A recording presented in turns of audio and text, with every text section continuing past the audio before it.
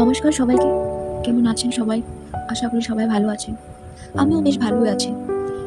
ভালো না থাকলেও আমাদেরকে বলতে হবে ভালো আছি। ওই যে কথায় বলে না, চোখের কোণায় যদি জল থাকে তা মুখে এসে বলতে হবে আমরা ভালো আছি। সেরকমই কিছু। তো যাই হোক, ডেইলি দৈনন্দিন জীবনের মতো আজকের দিনটা আমি সকালবেলা রান্নাঘর থেকেই শুরু করলাম। শুধু আজকে না, প্রত্যেকটা বিবাহিত মেয়েদেরই রান্নাঘর থেকেই ওদের শুরু হয়। বেশিরভাগ সময় রান্নাঘরেই কেটে যায়। আমারও সেরকমই। রান্নাঘরেই দিন কাটছে। ভালোই কাটছে বিবাহিত জীবন। সুন্দরভাবে সংসার করছি, অনেক কিছু শিখছি, অনেকের কথা শুনে বুঝে মুখ বুজে শুনছি, কিছু বলছিও না, বলবো না, নিজেরই মানুষ, তাই না? তো যাই হোক, সব কিছু সুন্দরভাবে কাটছি, ভালো কাটছি। এই যে বললাম না, ডেইলি দিনের মতো আজকেও রান্নাঘর থেকে শুরু হলো দিনটা আজকে আমার। তো সকালবেলা ঘুম থেকে উঠেই নিজের যেগুলো কাজ সেগুলো সেরে রান্নাঘরে ঢুকলাম, ব্রেকফাস্ট বানালাম। আমরা সবাই রুটিই পছন্দ করি। তারপরে আবার দুপুরে টাইম হয়ে গেল, ভাবলাম যে আজকে কি বানাবো। বরকে জিজ্ঞাসা করলাম কি খাবে। বর বললো ডিম রান্না করো।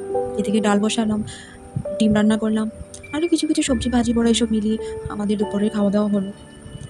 আর আবারও আপনাদেরকে ধন্যবাদ জানাই যে আমার ভিডিওতে যারা যে কজনই আপনারা দেখছেন, অনেক ধন্যবাদ। আপনারা যে ভিডিওগুলো দেখছেন, সেরকম প্রফেশনালভাবে হয়তো ভিডিও বানাতেও পারি না, কথা বলতেও পারি না, তাই হয়তো আপনারা এতটা পছন্দ করছেন না।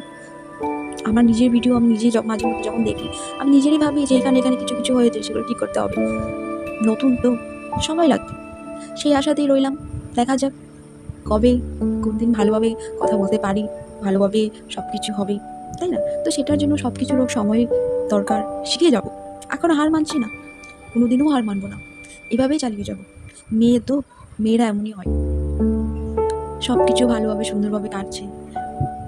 মাঝে মধ্যে ইচ্ছে করে যখন রান্নাঘরে কাজ করি, তখন সবথেকে বেশি মনে পড়ে আমার নিজের মায়ের কথা। তখন ভাবি, যখন মেয়ে ছিলাম তখন মায়ের মায়ের কথাবার্তা যেগুলো ছিল, কতটা ইমোশন ছিল সেটা বুঝতে পারিনি। আজকে বুঝছি।